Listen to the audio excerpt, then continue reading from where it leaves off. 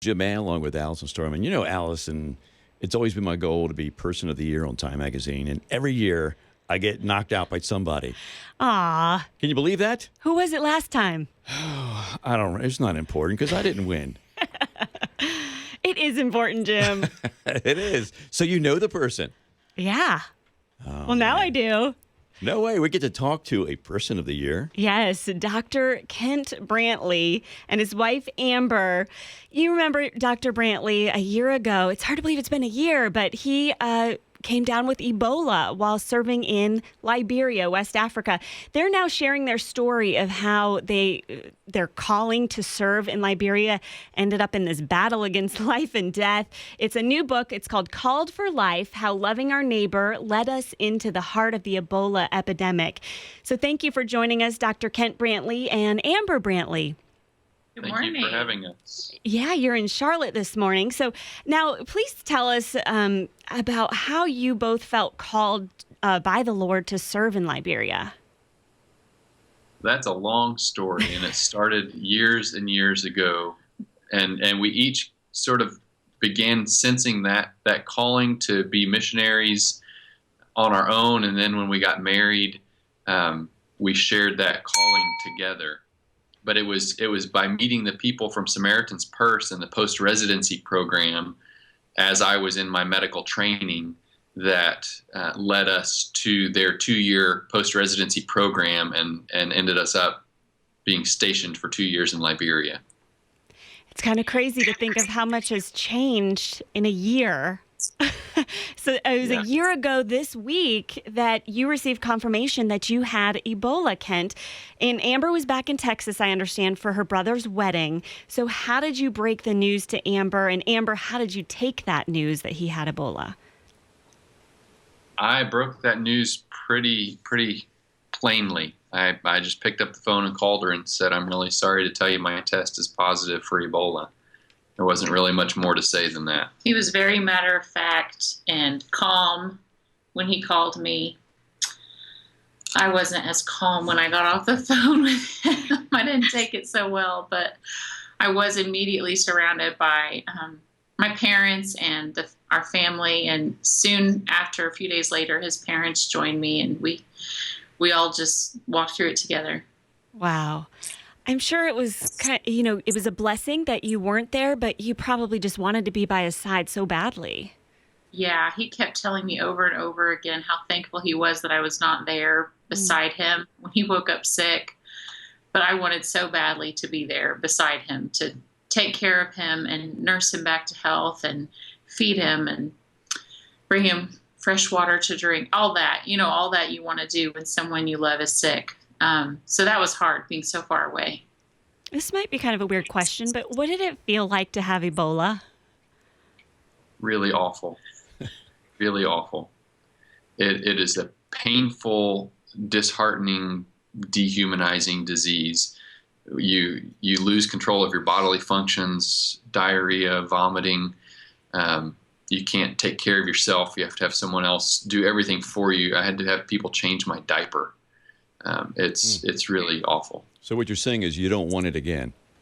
No, and I wouldn't wish it on anybody. But you have recently gone back to Liberia, right? We did. We were able to go back for a brief visit. We were only there for 1 week. It was too short of a time, but we were able to be reunited with some of our friends and colleagues and our coworkers there, and we even had the opportunity to meet the vice president and the president of Liberia and tell them thank you for the roles they played in making my evacuation possible. Wow. Did you go around saying, I'm Person of the Year? The Ebola fighters were the Time Magazine Person of the Year, and there are way more of those in Liberia than there are in this country. And I was really honored to be included in that group of people. And the sad thing is that the people in Liberia and Sierra Leone and Guinea are still fighting Ebola. Here we are a year after my diagnosis, a year and a half after this outbreak started, and they're still seeing 20 to 30 new cases of Ebola every week in Sierra Leone and Guinea. And Liberia was declared Ebola free in May by the World Health Organization. But at the end of June, they had another small resurgence of the outbreak and are once again on their countdown to Ebola free status. Do you ever feel survivor's guilt? My doctor talked to me, one of my doctors talked to me about that when I was in the hospital. And really, more than survivor's guilt, I would say I feel a sense of maybe survivor responsibility. I'm alive today. Many others aren't. 11,260 others aren't. And so I have a responsibility to use my life in a way that is meaningful and helpful. And part of that is to continue to raise awareness until this outbreak is over, that West Africa needs the help of the rest of the international community.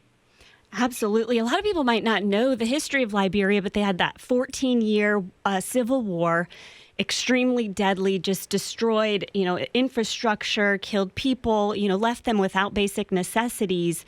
So while Ebola is devastating, they have a lot of other issues. They need help in a lot of ways.